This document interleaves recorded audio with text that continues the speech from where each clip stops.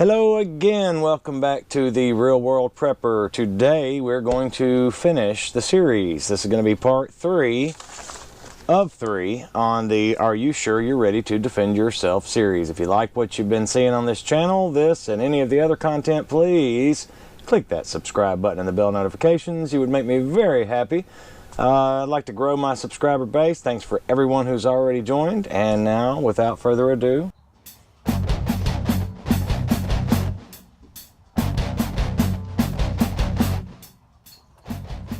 okay guys, part 3 of 3 in Are You Sure You're Ready to Defend Yourself? We covered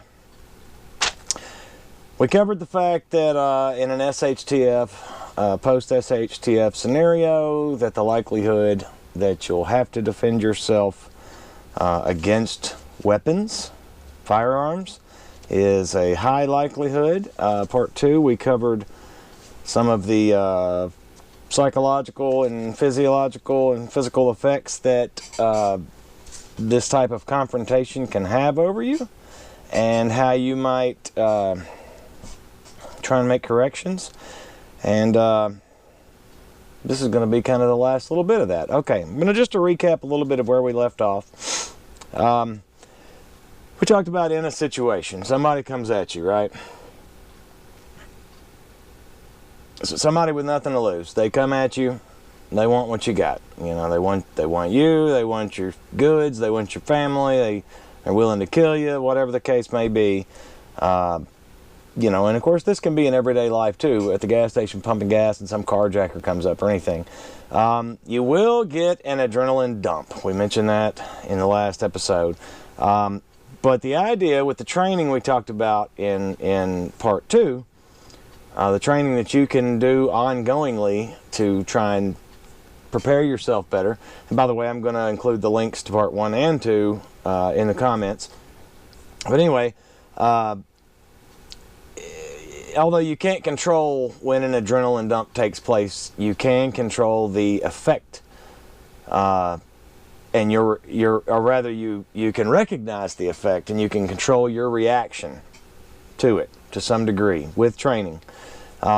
As long as your brain continues to think critically, we talked about that. Your brain's got to continue to think critically, regardless of the fear, the shaking, the trembling, the possible loss of bowel movements, etc. All the things that would happen in a, sheer terror, panic, potential violent encounter. As long as your brain continues to think critically, you can reduce irrational decision making.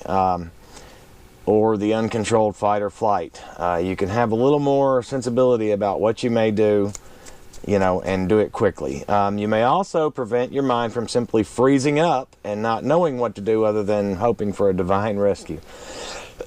Excuse me. One of the most effective means of training for lethal encounters is through visualization. Simply visualizing a scenario. I find myself doing this, and I don't do it on purpose, I don't think. A lot of this stuff I think I've explained in other videos to you guys that this is, God started me on a path back in 2011, and it's just, He puts things on me and I don't always recognize why or what, but nonetheless, I'm a watcher. I visualize things. I run scenarios through my head all the time, especially out in public.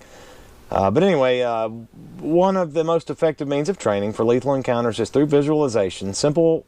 Simply visualizing a scenario, and your correct response will give you positive results in the future in similar situations.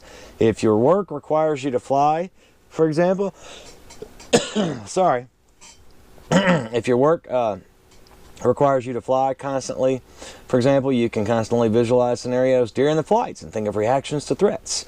Over time, you'll have a bank account of many responses to the many types of threats should they ever happen.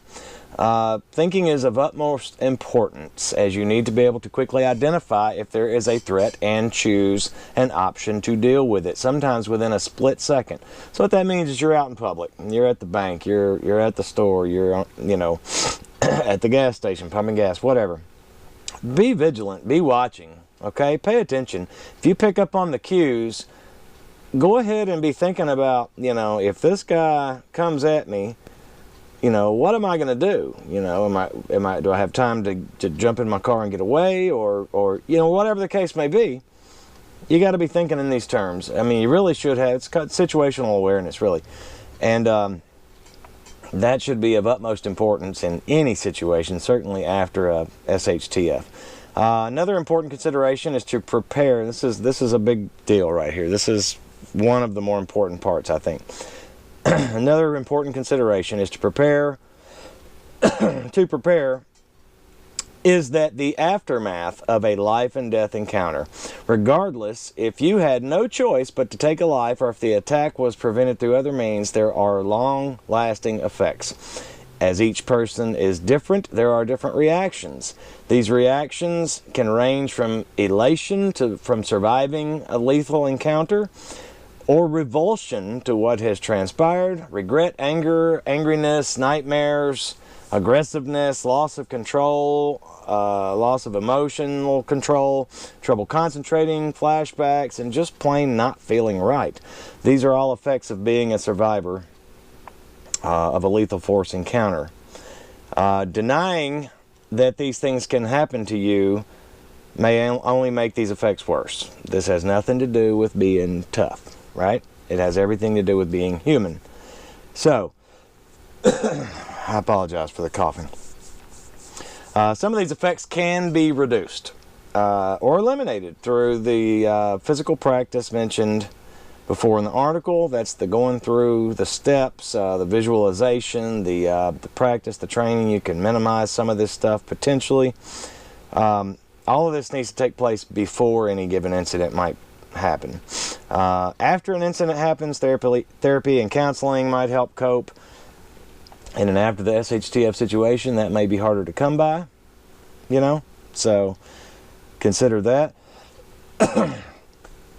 By not preparing beforehand in any way, and by not taking care of yourself afterward in any way, you can expect that the full effect of a post-traumatic stress disorder, PTSD, you'll probably experience that anyway, you know, if you had to take a life in a life and death situation, right? Again, I don't speak this through experience. I've never dealt with this personally, but I know many who have. Some who've even commented on some of the earlier videos in the series here. So, we're all human. We all suffer from the human condition. Eventually, everyone, including the most experienced combat veteran, will experience these life-changing effects, whether it be days after or decades later. The intention of this series, by the way, guys, is it's not to convince anyone to avoid taking a life, okay?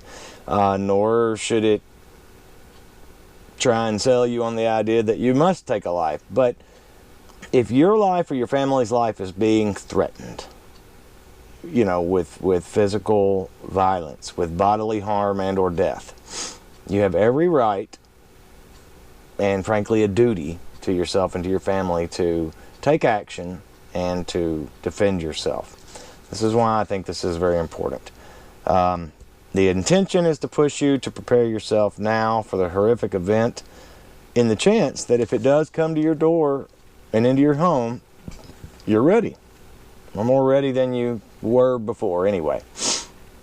So if you're a prepper, and you make preparations, you're preparing with your supplies, your beans, your bullets, your band-aids, you know, your water, your plan, your secondary plan, your bug out, everything else. But you got a plan to be a winner in a lethal encounter, to be the survivor of a potential lethal encounter. As much as you know, as much as you would try to avoid it, and as much as you hope that it might never happen, you never know.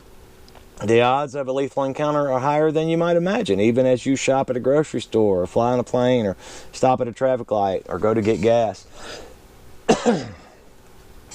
You know, so avoid what you can, gain control of that has gone out of control. Take comfort in your faith and your family, and that's about it. It's going to be the end of this series. I hope you guys enjoyed it. I hope it was helpful. I hope it made you think. I hope it made believers out of you, those who might not have already been. And thanks for watching. I'm going to have some new content coming soon. I've got an idea brewing. We'll talk more about that later. Thanks for joining me today on the Real World Prepper. We will see you next time. Thanks, guys.